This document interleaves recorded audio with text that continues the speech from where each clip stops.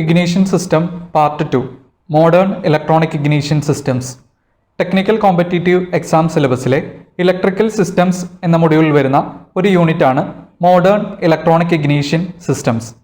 Modern electronic ignition സിസ്റ്റത്തിൻ്റെ കമ്പോണൻസിനെ കുറിച്ചും അവയുടെ പ്രവർത്തനത്തെക്കുറിച്ചും നമുക്ക് നോക്കാം. ഇതിനു പുറമെ ഈ വീഡിയോയുടെ അവസാനം ഈ യൂണിറ്റുമായി ബന്ധപ്പെട്ട് കഴിഞ്ഞ വർഷങ്ങളിൽ PSC എക്സാമിന് ചോദിച്ചിട്ടുള്ള ചോദ്യങ്ങളും ഡിസ്കസ് ചെയ്യുന്നതാണ്. ഇഗ്നീഷൻ സിസ്റ്റത്തിൻ്റെ പാർട്ട് 1 വീഡിയോയിൽ കൺവെൻഷണൽ ഇഗ്നീഷൻ സിസ്റ്റത്തിനെ കുറിച്ചാണ് പഠിച്ചത്. എന്നാൽ കൺവെൻഷണൽ ഇഗ്നീഷൻ സിസ്റ്റങ്ങൾക്ക് ചില പോരായ്മകൾ ഉള്ളതുകൊണ്ട് ഇപ്പോൾ ഇലക്ട്രോണിക് ഇഗ്നീഷൻ സിസ്റ്റമാണ് ഉപയോഗിക്കുന്നത്. ഇലക്ട്രോണിക് ഇഗ്നീഷൻ സിസ്റ്റങ്ങളെക്കുറിച്ച് പഠിക്കുന്നതിന് മുമ്പ് ആദ്യമായി കൺവെൻഷണൽ ഇഗ്നീഷൻ സിസ്റ്റങ്ങളുടെ പ്രധാനപ്പെട്ട ഡിസഡ്വാൻറ്റേജുകൾ എന്തൊക്കെയാണ് എന്ന് നമുക്ക് മനസ്സിലാക്കാം.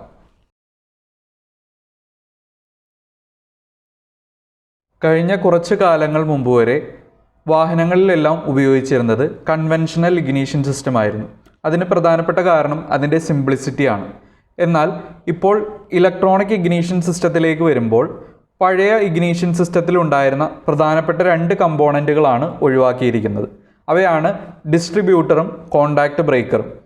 ഡിസ്ട്രിബ്യൂട്ടർ ഒഴിവാക്കുന്നതിനുള്ള കാരണം ഡിസ്ട്രിബ്യൂട്ടർ ഒരു മെക്കാനിക്കൽ കമ്പോണൻ്റ് ആണ് എന്നതാണ്.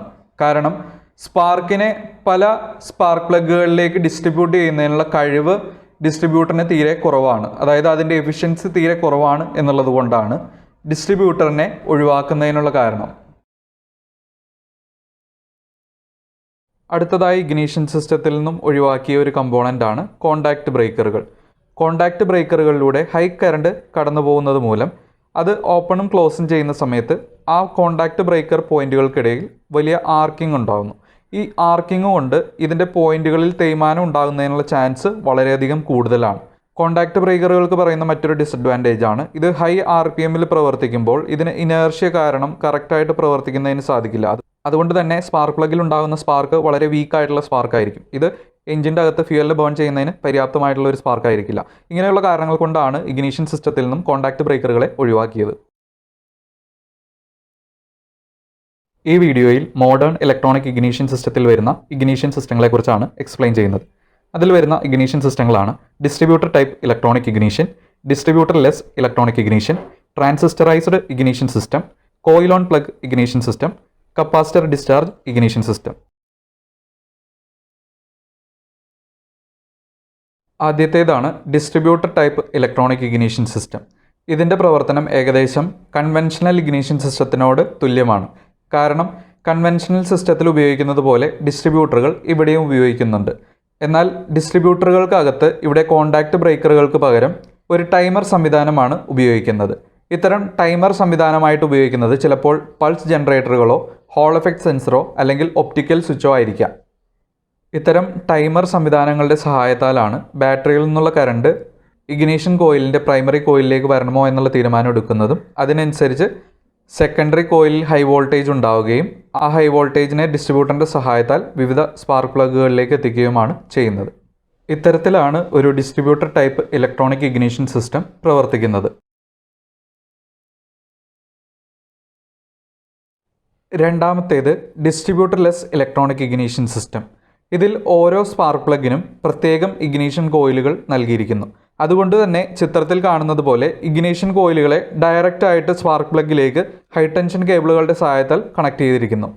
ഇത്തരം ഇഗ്നീഷൻ സിസ്റ്റത്തിൽ ഇഗ്നീഷൻ കോയിലുകളുടെ പ്രൈമറി വൈൻഡിങ്ങിലൂടെയുള്ള കറണ്ടിൻ്റെ പാസേജ് കൺട്രോൾ ചെയ്യുന്നത് എഞ്ചിൻ കൺട്രോൾ യൂണിറ്റും സെൻസറുകളുമാണ്. അതെങ്ങനെയാണ് എന്ന് നോക്കാം. എഞ്ചിൻ്റെ ക്രാങ്ക് ഷാഫ്റ്റിലും ക്യാം ഷാഫ്റ്റിലുമായി നൽകിയിരിക്കുന്ന crank shaft position sensor, cam shaft position sensor എന്നിവ എഞ്ചിൻ്റെ റൊട്ടേഷണൽ ഡിഗ്രി എഞ്ചിൻ കൺട്രോൾ യൂണിറ്റിനെ അറിയിക്കുകയും ഇതിനനുസരിച്ചാണ് ഇഗ്നീഷൻ കോയിലിൻ്റെ പ്രൈമറി വൈൻഡിങ്ങിലൂടെയുള്ള കറണ്ടിനെ എഞ്ചിൻ കൺട്രോൾ യൂണിറ്റ് കൺട്രോൾ ചെയ്യുന്നത്. ഇത്തരത്തിൽ സെക്കൻഡറി വൈൻഡിങ്ങിൽ ഹൈ വോൾട്ടേജ് ഉണ്ടാക്കുകയും ആ ഹൈ വോൾട്ടേജിനെ ഓരോ ഇഗ്നീഷൻ കോയിലിലും അതാത് സ്പാർക്ക് പ്ലഗുകളിലേക്ക് ഡയറക്റ്റായിട്ട് എത്തിക്കുകയാണ് ചെയ്യുന്നത്. ഇത്തരത്തിലാണ് ഒരു distributorless electronic ignition system പ്രവർത്തിക്കുന്നത്. ഡിസ്ട്രിബ്യൂട്ടർ ലെസ് ഇഗ്നീഷൻ സിസ്റ്റത്തിൻ്റെ കുറച്ചുകൂടി നവീകരിച്ച ഒരു രൂപമാണ് coil on plug ignition system. Distributorless ignition സിസ്റ്റത്തിൽ എന്നതുപോലെ തന്നെ ഇവിടെയും ഓരോ സ്പാർക്ക് പ്ലഗിനും ഓരോ ഇഗ്നീഷൻ കോയിൽ വീതമാണ് നൽകിയിരിക്കുന്നത്.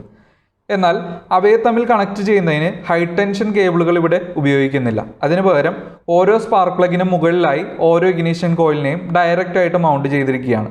അതുകൊണ്ട് തന്നെ ഹൈ വോൾട്ടേജ് ലീക്ക് ചെയ്ത് പോകാനുള്ള ചാൻസ് വളരെ കുറവാണ്. ഇപ്പോൾ ഇറങ്ങുന്ന ഭൂരിഭാഗം വാഹനങ്ങളിലും ഇത്തരം ഇഗ്നീഷൻ സിസ്റ്റമാണ് ഉപയോഗിക്കുന്നത്. ഇതിന് പ്രധാനപ്പെട്ട കാരണം എന്ന് പറയുന്നത് ഇതിൽ മൂവ് ചെയ്യുന്ന മെക്കാനിക്കൽ കമ്പോണൻസ് ഒന്നുമില്ല എന്നുള്ളതാണ്. അതുപോലെ തന്നെ ഇതിൻ്റെ എല്ലാ സിസ്റ്റവും ഇലക്ട്രോണിക്കലി കൺട്രോൾഡ് ആയതുകൊണ്ട് ഒരു മെക്കാനിക്കൽ ഇഗ്നീഷൻ സിസ്റ്റത്തിനെ അപേക്ഷിച്ച് കൂടുതൽ എഫിഷ്യൻസി ഉള്ളത് ഇത്തരം ഇലക്ട്രോണിക്കലി ഇഗ്നീഷൻ സിസ്റ്റങ്ങൾക്കായിരിക്കും. മൂന്നാമത്തെ ഇലക്ട്രോണിക് ഇഗ്നീഷൻ സിസ്റ്റമാണ് ട്രാൻസിസ്റ്ററൈസ്ഡ് ഇലക്ട്രോണിക് ഇഗ്നീഷൻ സിസ്റ്റം.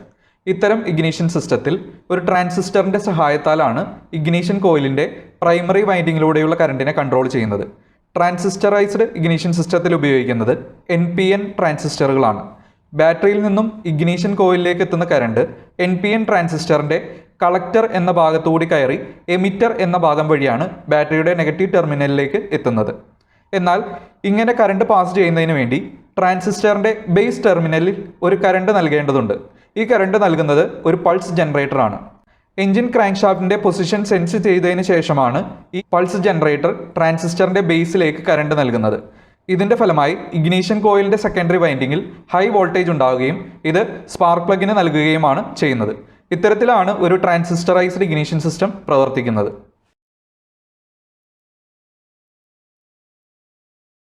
നാലാമത്തെ ടൈപ്പ് ഇഗ്നീഷൻ സിസ്റ്റമാണ് കപ്പാസിറ്റർ ഡിസ്ചാർജ് ഇഗ്നീഷൻ സിസ്റ്റം. ഇത്തരം ഇഗ്നീഷൻ സിസ്റ്റത്തിൻ്റെ ഒരു പ്രധാനപ്പെട്ട ഭാഗമാണ് കപ്പാസിറ്റർ. വളരെ വേഗത്തിൽ ചാർജ് ആകുന്നതിനും ഡിസ്ചാർജ് ആകുന്നതിനുമുള്ള കഴിവുള്ള കമ്പോണൻസ് ആണ് കപ്പാസിറ്ററുകൾ. ഇത്തരം ഇഗ്നീഷൻ സിസ്റ്റങ്ങൾ കൂടുതലായി ഉപയോഗിക്കുന്നത് മോട്ടോർ ബൈക്കുകളിലാണ്. ചിത്രത്തിൽ കാണുന്നത് പോലെ മാഗ്നറ്റ് റൊട്ടേറ്റ് ചെയ്യുന്നതിനനുസരിച്ച് അതിനടുത്ത് കാണുന്ന എക്സൈറ്റഡ് കോയിലിൽ കറണ്ട് ഉണ്ടാവുകയും ഈ കറണ്ട് ഡയോഡ് വഴി കപ്പാസിറ്ററിനെ ചാർജ് ചെയ്യുകയും ചെയ്യുന്നു. ഇത്തരം ഇഗ്നീഷൻ സിസ്റ്റത്തോടൊപ്പം വരുന്ന ഒരു ഭാഗമാണ് പൾസ് റോട്ടർ. ഇത് ക്രാങ്ക് ഷാഫ്റ്റിനോടൊപ്പം റൊട്ടേറ്റ് ചെയ്തുകൊണ്ടിരിക്കും. എഞ്ചിനകത്ത് ഓരോ സിലിണ്ടറിലും കംപ്രഷൻ സ്ട്രോക്കിൻ്റെ എൻഡിലേക്ക് ആകുമ്പോൾ ഈ പൾസ് റോട്ടർ അതിനോടൊപ്പമുള്ള പൾസ് ജനറേറ്ററിനകത്ത് ഒരു കറണ്ട് പ്രൊഡ്യൂസ് ചെയ്യുകയും ഈ കറണ്ട് സിലിക്കൺ കൺട്രോൾഡ് റെക്ടിഫയറിലേക്ക് നൽകുകയും ചെയ്യും. അതായത് SCRലേക്ക് നൽകുന്നു. ഈ കറണ്ട് SCRലേക്ക് എത്തിക്കഴിയുമ്പോഴാണ് കപ്പാസിറ്റർ ഡിസ്ചാർജ് ആകുന്നതും അങ്ങനെ ഡിസ്ചാർജ് ആവുന്ന കറണ്ട് SCRലൂടെ കടന്ന് ഇഗ്നീഷൻ കോയിലിൻ്റെ പ്രൈമറി വൈൻഡിങ്ങിലേക്ക് എത്തുന്നു. ഇതുമൂലം സെക്കൻഡറി കോയിലിൽ ഒരു ഹൈ വോൾട്ടേജ് ഉണ്ടാവുകയും ഈ ഹൈ വോൾട്ടേജിനെ സ്പാർക്ക് പ്ലഗിലേക്ക് നൽകുകയും ചെയ്യുന്നു. ഇത്തരത്തിലാണ് ഒരു കപ്പാസിറ്റർ ഡിസ്ചാർജ് ഇഗ്നീഷൻ സിസ്റ്റം പ്രവർത്തിക്കുന്നത്. അടുത്തതായി നമുക്ക് കഴിഞ്ഞ വർഷങ്ങളിൽ ഈ യൂണിറ്റുമായി ബന്ധപ്പെട്ട് PSC എക്സാമിന് ചോദിച്ചിട്ടുള്ള ചോദ്യങ്ങൾ നോക്കാം.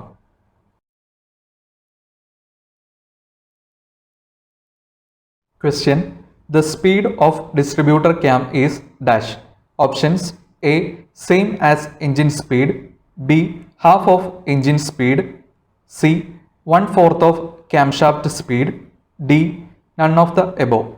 അതായത് ഇവിടെ ചോദിച്ചിരിക്കുന്നത് കൺവെൻഷണൽ ഇഗ്നീഷൻ സിസ്റ്റത്തിൻ്റെ ഒരു ഭാഗമായി വരുന്ന ഡിസ്ട്രിബ്യൂട്ടർ എന്ന കമ്പോണൻറ്റിനകത്തെ ഡിസ്ട്രിബ്യൂട്ടർ ഷാഫ്റ്റിലായിട്ട് ഘടിപ്പിച്ചിരിക്കുന്ന ഡിസ്ട്രിബ്യൂട്ടറിൻ്റെ ക്യാം റൊട്ടേറ്റ് ചെയ്യുന്നത് എന്ത് സ്പീഡിലാണ്? ഒരു എഞ്ചിൻ്റെ ക്രാങ്ക് ഷാഫ്റ്റ് കറങ്ങുന്നതിൻ്റെ പകുതി സ്പീഡിലാണ് വാൽവുകളെ ഓപ്പറേറ്റ് ചെയ്യുന്ന ക്യാം ഷാഫ്റ്റ് റൊട്ടേറ്റ് ചെയ്യുന്നത്. ക്യാം ഷാഫ്റ്റിൽ നിന്നും ഡ്രൈവ് എടുത്തുകൊണ്ടാണ് ഡിസ്ട്രിബ്യൂട്ടർ പ്രവർത്തിക്കുന്നത്. ക്യാം ഷാഫ്റ്റിൻ്റെ അതേ സ്പീഡിൽ തന്നെയാണ് ഡിസ്ട്രിബ്യൂട്ടറും പ്രവർത്തിക്കുന്നത്. So the correct answer is option B, half of engine speed.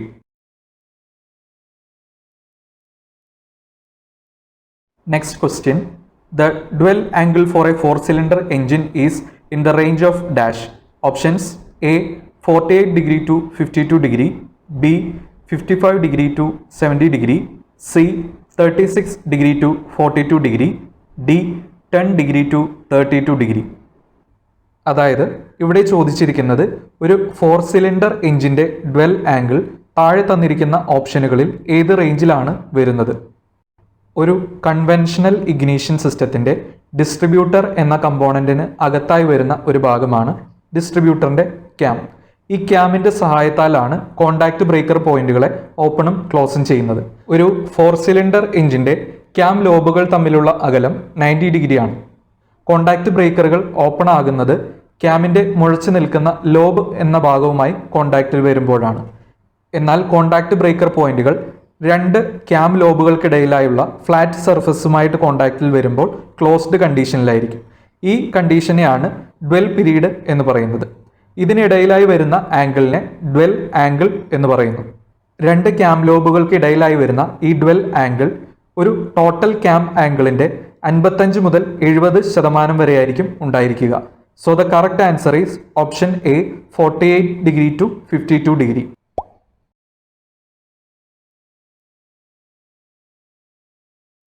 Next question. The condenser in ignition system is mounted on dash. Options: A on ignition coil, B on distributor cap, C outside the distributor, D inside the distributor. അതായത് ഇവിടെ ചോദിച്ചിരിക്കുന്നത് ignition സിസ്റ്റവുമായി ബന്ധപ്പെട്ട് വരുന്ന condenser എന്ന component ഏത് ഭാഗത്തായിട്ടാണ് ഘടിപ്പിച്ചിരിക്കുന്നത്. ഡിസ്ട്രിബ്യൂട്ടറിൻ്റെ അകത്തായിട്ടാണ് കണ്ടൻസറുകളെ ഫിക്സ് ചെയ്യുന്നത്. So the correct answer is option D, inside the distributor.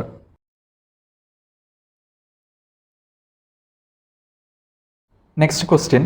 The secondary terminal of ignition coil is connected to option A ammeter, B distributor cap, C spark plug, D battery. അതായത് ഇവിടെ ചോദിച്ചിരിക്കുന്നത് ഒരു ignition സിസ്റ്റവുമായിട്ട് ബന്ധപ്പെട്ട് വരുന്ന component ആണ് ignition coil. Ignition കോയിലിനകത്ത് primary വൈൻഡിങ്ങും സെക്കൻഡറി വൈൻഡിങ്ങുമാണ് ഉള്ളത്. അതിലെ സെക്കൻഡറി വൈൻഡിങ്ങിനെ താഴെ തന്നിരിക്കുന്നതിൽ ഏത് കമ്പോണൻറ്റുമായിട്ടാണ് കണക്ട് ചെയ്തിരിക്കുന്നത്? ഒരു സ്പാർക്ക് പ്ലഗ് മാത്രം ഉള്ള ഒരു സിംഗിൾ സിലിണ്ടർ എഞ്ചിൻ ആണ് എങ്കിൽ ഇഗ്നീഷൻ കോയിലിൻ്റെ സെക്കൻഡറി വൈൻഡിങ്ങിനെ സ്പാർക്ക് പ്ലഗിലേക്കാണ് നേരിട്ട് കണക്ട് ചെയ്യുന്നത്. എന്നാൽ ഒന്നിൽ കൂടുതൽ സിലിണ്ടറുകളുള്ള ഒരു മൾട്ടി സിലിണ്ടർ എഞ്ചിൻ്റെ ഇഗ്നീഷൻ കോയിലിൽ നിന്നും കണക്ഷൻ നേരെ പോകുന്നത് ഡിസ്ട്രിബ്യൂട്ടർ ക്യാപ്പിലേക്കാണ്. അവിടെ നിന്നുമാണ് മറ്റ് സ്പാർക്ക് പ്ലഗുകളിലേക്ക് കണക്ഷൻ പോകുന്നത്. ഇവിടെ തന്നിരിക്കുന്ന ഓപ്ഷനുകളിൽ ഡിസ്ട്രിബ്യൂട്ടർ ക്യാപ്പ് എന്ന കമ്പോണന്റ് നൽകിയിരിക്കുന്നതിനാൽ ഒരു മൾട്ടി സിലിണ്ടർ എഞ്ചിനുമായി ബന്ധപ്പെട്ട ചോദ്യമാണ് ഇത് എന്ന് നമുക്ക് മനസ്സിലാക്കാം. The correct answer is option B, distributor cap. ഇവിടെ ഡിസ്ട്രിബ്യൂട്ടർ ക്യാപ്പ് എന്ന ഒരു ഓപ്ഷൻ തന്നിട്ടില്ലായിരുന്നു എങ്കിൽ ഇതൊരു സിംഗിൾ സിലിണ്ടർ എഞ്ചിൻ ആണ് എന്ന് സങ്കല്പിച്ചുകൊണ്ട് option C തിരഞ്ഞെടുക്കാമായിരുന്നു.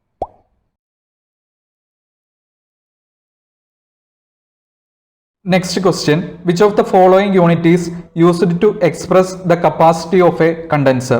Options: A Tesla, B Weber, C Candela, D microfarads. അതായത് ഇവിടെ ചോദിച്ചിരിക്കുന്നത് ഒരു കണ്ടൻസറിൻ്റെ അല്ലെങ്കിൽ ഒരു കപ്പാസിറ്ററിൻ്റെ കപ്പാസിറ്റിയെ ഡിനോട്ട് ചെയ്യുന്നതിന് വേണ്ടിയിട്ടുള്ള യൂണിറ്റ് ഏതാണ്? ആദ്യത്തെ ഓപ്ഷൻ തന്നിരിക്കുന്നത് ടെസ്ല. ടെസ്ല മാഗ്നറ്റിക് ഫീൽഡിൻ്റെ സ്ട്രെങ്ത്തിനെ മെഷർ ചെയ്യുന്നതിന് വേണ്ടിയിട്ടുള്ള യൂണിറ്റ് ആണ്. രണ്ടാമത്തേത് വെബർ. മാഗ്നറ്റിക് ഫ്ലക്സിന്റെ യൂണിറ്റിനെയാണ് വെബർ എന്ന് പറയുന്നത്. മൂന്നാമതായി തന്നിരിക്കുന്നത് കാൻഡില. ലൂമിനസ് ഇന്റൻസിറ്റിയുടെ യൂണിറ്റിനെയാണ് കാൻഡില എന്ന് പറയുന്നത്. നാലാമതായി തന്നിരിക്കുന്നത് മൈക്രോഫാരഡ്സ്. മൈക്രോഫാരഡ്സ് ആണ് ഒരു കണ്ടൻസറിന്റെ അല്ലെങ്കിൽ ഒരു കപ്പാസിറ്ററിന്റെ കപ്പാസിറ്റിയെ ഡിനോട്ട് ചെയ്യുന്നതിന് വേണ്ടി ഉപയോഗിക്കുന്ന യൂണിറ്റ്. So the correct answer is option D, മൈക്രോഫാരഡ്സ്.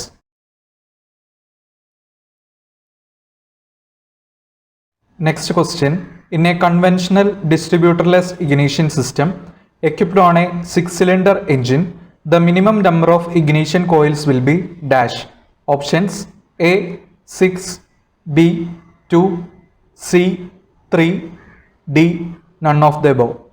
അതായത് ഇവിടെ ചോദിച്ചിരിക്കുന്നത് ഒരു conventional distributorless ignition system fix ചെയ്തിരിക്കുന്ന 6 സിലിണ്ടർ എഞ്ചിനിൽ ഈ ഇഗ്നീഷൻ സിസ്റ്റത്തോടൊപ്പം എത്ര ഇഗ്നീഷൻ കോയിലുകൾ ഉണ്ടാകും?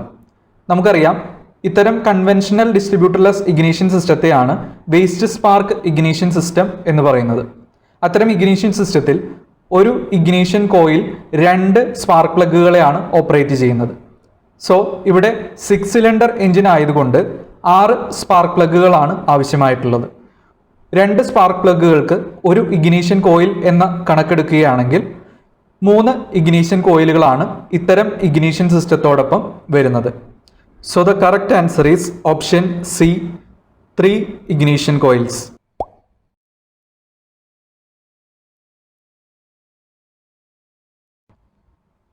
Next question.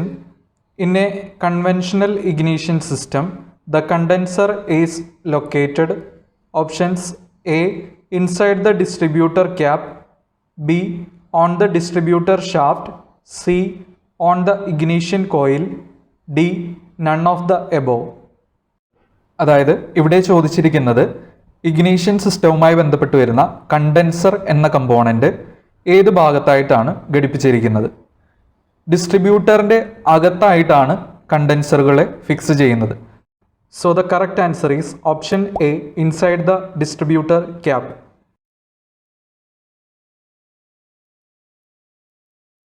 Next question.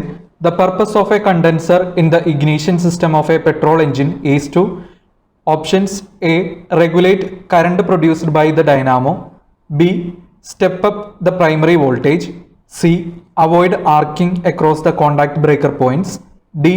Distribute high voltage to the engine cylinders according to the firing order.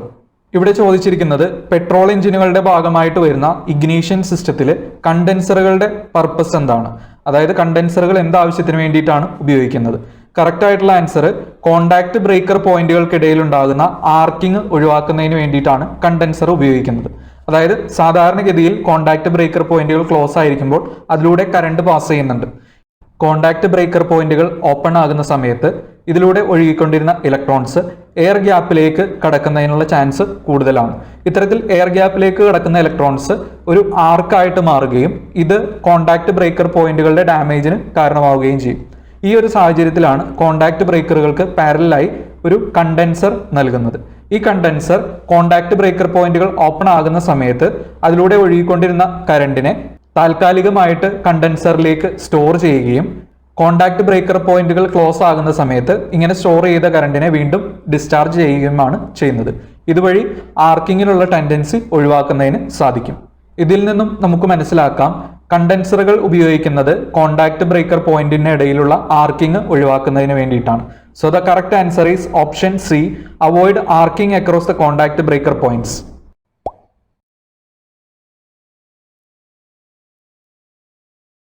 Next question. In a can type ignition coil, the secondary winding is first wound over dash. Options A. Laminated aluminum core, B. A porcelain core, C. A laminated iron core, D. The primary winding. അതായത് ഇവിടെ ചോദിച്ചിരിക്കുന്നത് ignition സിസ്റ്റവുമായിട്ട് ബന്ധപ്പെട്ട് വരുന്ന can type ignition കോയിലിനകത്ത് secondary winding എന്തിനു പുറമെയാണ് wound ചെയ്തു വെച്ചിരിക്കുന്നത്. ഇവിടെ ചിത്രത്തിൽ നിങ്ങൾക്ക് കാണുന്നതിന് സാധിക്കും ഒരു ലാമിനേറ്റഡ് അയൺ കോറിന് പുറമെയായിട്ടാണ് സെക്കൻഡറി വൈൻഡിങ് നൽകിയിരിക്കുന്നത്. So the correct answer is option C, a laminated iron core.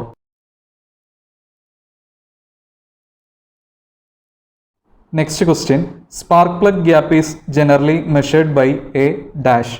Options A vernier depth gauge, B dial gauge, C feeler gauge, D micrometer.